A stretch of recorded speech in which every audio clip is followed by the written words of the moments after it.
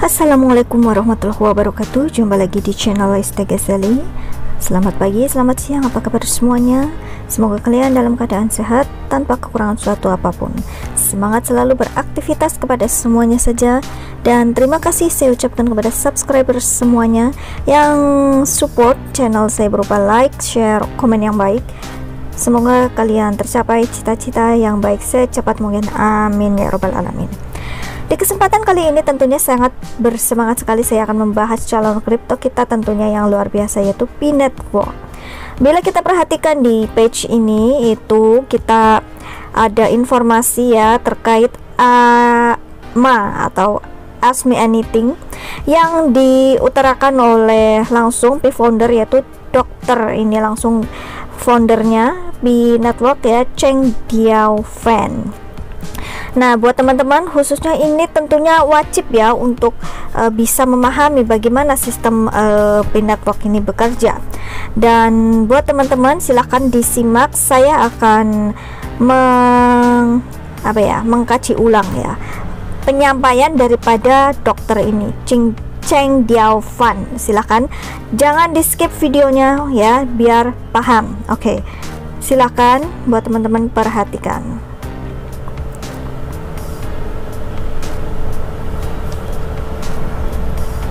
Jadi di sini buat teman-teman semuanya tentunya sudah join ya Pi Network. Yang belum silahkan cek linknya ada di deskripsi. Perhatikan ya.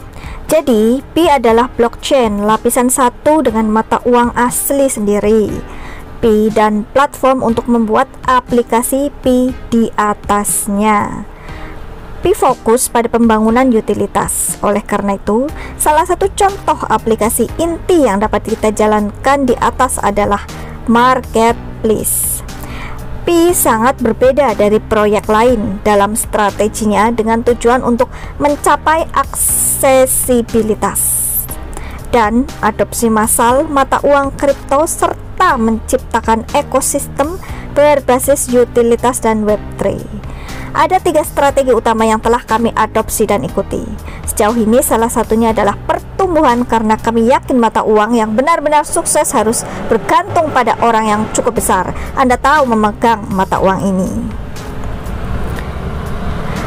mengenalinya sebagai mata uang dan bersedia untuk mentransaksikan barang dan jasa dengan mata uang ini. Jadi pertumbuhan selalu menjadi strategi. Oleh karena itu kami tumbuh menjadi lebih dari 35 juta anggota yang terlibat, dan pertumbuhan masih tetap menjadi salah satu strategi inti. Desentralisasi adalah strategi kedua. Perhatikan, tidak hanya dalam arti desentralisasi teknis di mana semua pergerakan bersih, pengujian dan juga migrasi daratan sedang dalam proses desentralisasi ini. Keren. Pembangunan utilitas adalah strategi ketiga dan kami melakukannya melalui pembangunan platform. Memungkinkan tidak hanya kami sendiri, tetapi juga pengembang lain untuk membangun aplikasi Pi di atas untuk membuat utilitas. Meskipun ketiga strategi ini masih berlaku untuk periode saat ini dan kedepannya, kami ingin lebih menekankan di masa mendatang tentang utilitas. Dan bagaimana dengan utilitas yang kami coba bangun adalah sesuatu yang pada tingkat tinggi.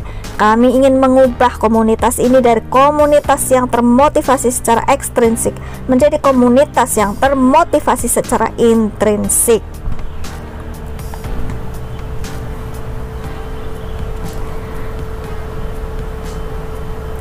Kedua konsep ini saya tidak tahu apakah semua orang tahu, tetapi saya ingin menjelaskan sedikit lebih banyak apa motivasi ekstrinsik.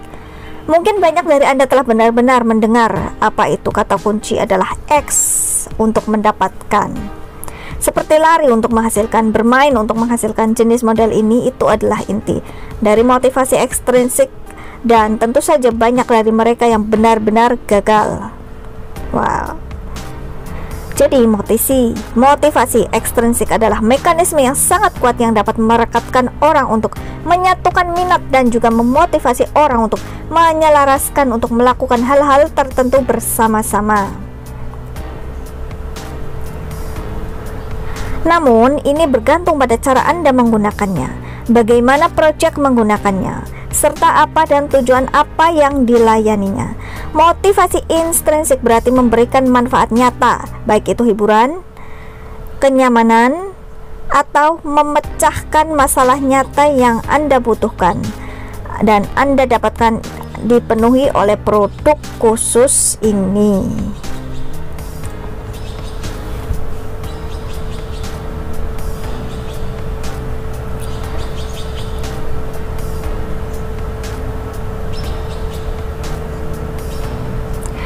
Contohnya, penggunaan sistem dengan motivasi intrinsik. Perhatikan. Misal, alat konferensi video call Zoom. Orang-orang menggunakan alat tersebut untuk memenuhi kebutuhan yang mereka perlukan untuk mengadakan rapat dengan orang jarak jauh.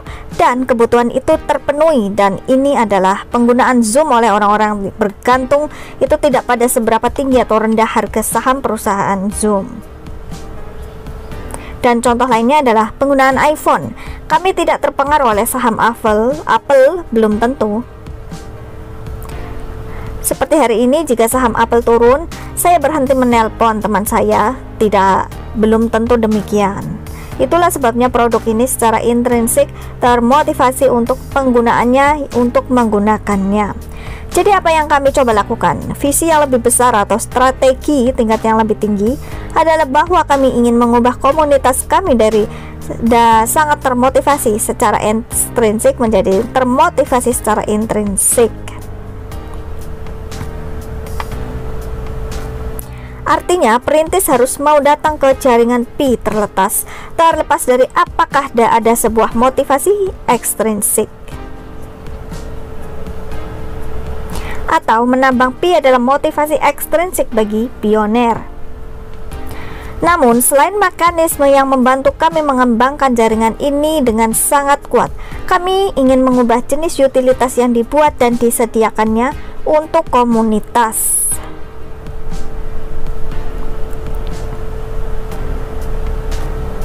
Dan itulah sebagian alasan kami juga merancang periode jaringan tertutup ini, yang sangat seperti yang saya katakan, sangat berbeda dari proyek lain. Karena untuk sebagian besar proyek lain, tujuan mereka adalah untuk terdaftar.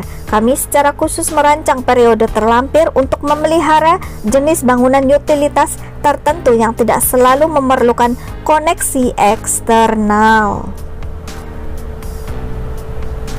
Dan jenis utilitas tersebut akan membantu memelihara pola pikir, mendidik para pioner, dan mentalitas komunitas untuk beralih dari keseluruhan komunitas kripto yang berfokus pada spekulatif untuk lebih menyukai. Apa yang sebenarnya dipecahkan ini? Kebutuhan apa yang saya dapatkan untuk terpenuhi dari jaringan kripto ini? Dan tentu saja saya tidak mengatakan bahwa jaringan terbuka itu tidak baik. Ini adalah tujuan akhir. Jadi waktunya bergantung pada bagaimana dalam periode terlampir kami dapat mengembangkan jenis bangunan utilitas tertentu dan juga urgensi dari upaya kami untuk mencoba membuat utilitas yang bergantung pada jaringan eksternal.